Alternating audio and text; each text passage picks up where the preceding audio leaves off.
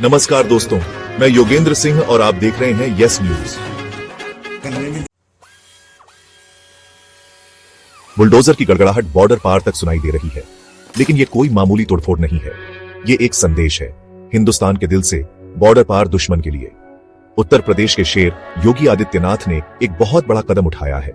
उन्होंने परवेज मुशर्रफ की पैतृक जमीन पर निशाना साधा है।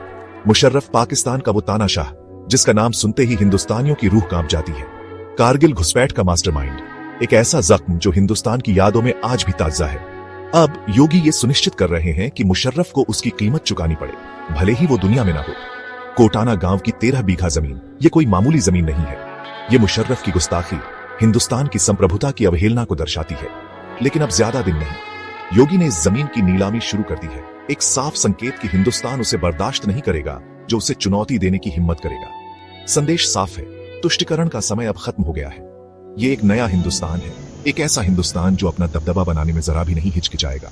ये योगी का वादा है।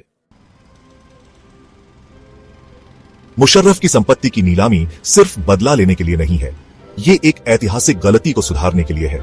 ये 1968 के एनिमी प्रॉपर्टी एक्ट के बारे में है। 1965 के युद्ध के बाद बनाया गया ये कानून भारत सरकार को उन लोगों की संपत्तियों को जब्त करने की अनुमति देता है जिन्होंने दुश्मन का साथ चुना।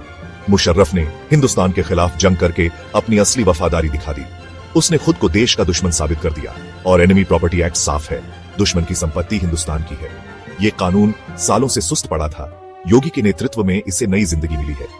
ये एक याद दिलाता है कि हिंदुस्तान उन लोगों को नहीं भूलेगा जिन्होंने उसके विश्वास को तोड़ा। जमीन का हर इंच, हर ईंट और पत्थर जो दुश्मन का है उसे वापस लिया जाएगा। ये सिर्फ मुशर्रफ के बारे में नहीं है, ये उन सभी के लिए एक संदेश है जो हिंदुस्तान के खिलाफ बुरी नीयत रखते हैं। उनकी गद्दारी बख्शी नहीं जाएगी। लेकिन योगी के कदम सिर्फ जमीन की नीलामी तक सीमित नहीं है, वो ताकत की भाषा समझते हैं। और भारतीय नौसेना के सबसे नए हथियार INS अरिघट से बड़ा ताकत का प्रदर्शन और क्या होगा। यह परमाणु ऊर्जा से चलने वाली पनडुब्बी एक खामोश शिकारी है जो दुश्मनों के दिलों में दहशत पैदा करने में सक्षम है।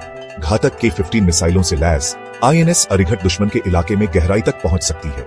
ये महीनों तक पानी के नीचे छिपी रह सकती है, लहरों के नीचे, अनदेखी और अनसुनी।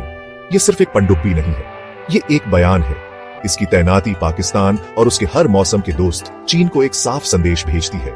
हिंदुस्तान अपने हितों की रक्षा के लिए तैयार है, चाहे कितनी भी कीमत क्यों ना चुकानी पड़े। धमकाए जाने के दिन अब खत्म हो गए हैं।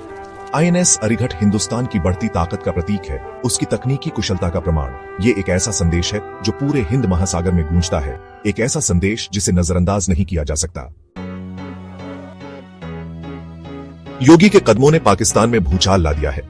इस्लामाबाद के कभी शेखी बघारने वाले नेता अब जवाब ढूंढ रहे हैं। वे जानते हैं कि वे हिंदुस्तान की सैन्य ताकत की बराबरी नहीं कर सकते। वे केवल डर के मारे देख सकते हैं, क्योंकि हिंदुस्तान अपना दबदबा बना रहा है। अंतर्राष्ट्रीय समुदाय भी बारीकी से देख रहा है। कुछ लोग योगी के साहसिक कदमों की आलोचना कर सकते हैं, वे उसे कट्टरपंथी कह सकते हैं, लेकिन वे एक बात भूल जाते हैं, योगी एक ऐसे नेता है जो अपने देश को सबसे पहले रखते हैं। भारत में योगी के कार्यों को भारी समर्थन मिला है। भारत के लोग एक ऐसे नेता के लिए तरस रहे हैं जो उनके हितों के लिए खड़े होने से नहीं हिचकिचाएगा। उन्हें वो नेता योगी आदित्यनाथ में मिला है। संदेश साफ है, भारत अब एक आसान निशाना नहीं है, यह एक उभरता हुआ राष्ट्र है, एक ऐसा राष्ट्र जिसे धमकाया नहीं जाएगा। और योगी आदित्यनाथ इस नए भारत का चेहरा है। वीडियो को लाइक और शेयर करें तथा इस प्रकार के समाचार देखने के लिए चैनल को सब्सक्राइब करें। सहयोग के लिए धन्यवाद।